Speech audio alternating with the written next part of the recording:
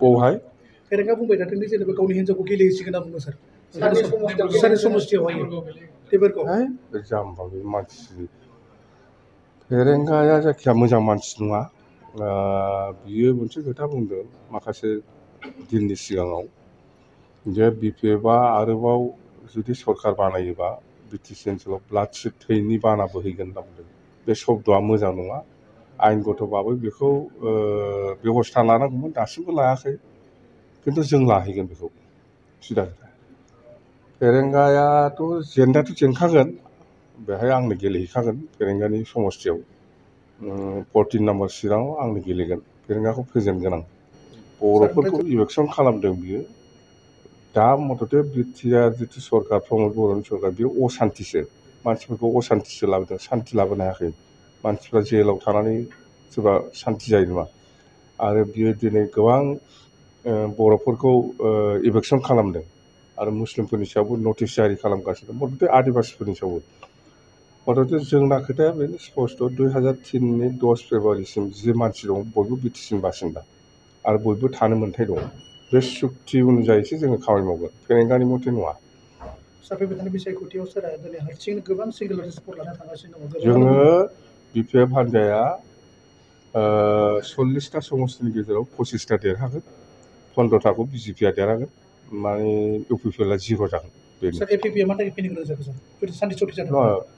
बिसोरो सान्ति सुक्तिखारि बिसोरबो खिन्थु जेरैबायदि प्रमद बर'नि सायाव जेरैबायदि आसा खालामदोंमोन बेखौ बिथांमोना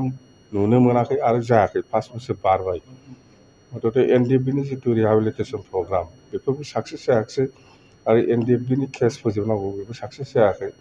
आरो एनडिएफबिनि माखासे दैदेनगिरिफ्रा गोबां रन्जन दैमारिजों लोगोसे गोबां मानसिफ्रा जेलाव दं बिसोरबो गनांगौमोन बे सुक्तिनि मथे खिन्थु प्रमद बर'आ दिनै बेखौ सख'नो हायाखै जायनि फलाव बिसोरो निस्सय बेफोरबायदि माखासे गावसिनि माखासे समस्याखौ लानानै बिथांमोना एबिपि पलिटिकेल पार्टिखौ दादों होननानै आङो मिथिगौ दिनै आङो प्रदीप रुंसारि जालांनाय प्रदीप नाथनि न'आव फैदों आरो न'खरनि मानसिजों आं रायज्लायदों खबर लादों खोथाफोरखौ आं शेयार खालामदों जे फैगौ 4 तारिख एप्रिलाव जिथु फेयारवेल प्रेयार जागोन बिनि प्रस्तुतिया बोरै सोलिदों बेफोरखौ आं खबर लादों मोजां मोनदां जायखिजाया आंबो हानायमानि सहाय खालामगोन होननानै खोथा होबोबाय आरो प्रदीप नाथ बिथांनि हिन्जावा ब्लक अफिसाव साख्रि मावो टेम्परारि पारमानेन्ट जायाखै आं खोथा होबोदों आङो सरकार फैयोबा रेगुलार खालामना होगोन आं साख्रि बेबायदि खोथा होबोदों आरो बिनि बिमा बिफाया खोब बोरायबाय बुरिबाय आं बिसोरजोंबो खोथाखौ शेयार खालामो जे आं खबर लागोन मथथे बोराय बुरिथार मथथे बिसिनायावनो थायो जेखिजाया प्रदीप नाथ थैनायाव जोंहा गिदिर खहा जाबाय होननानै जों बुंनो हायो आरोबाव आदिबासि जाथि हिसाबै बहुद खहा जादों होननानैबो जों बुंनो हायो मानो होनोब्ला बिथाङा जिथु जनजातिकरन एसटि इस्युखौ लानानै गोबां आन्दलन खालामबोदों आरो आदिबासि जातिखौ दैदेनबोदों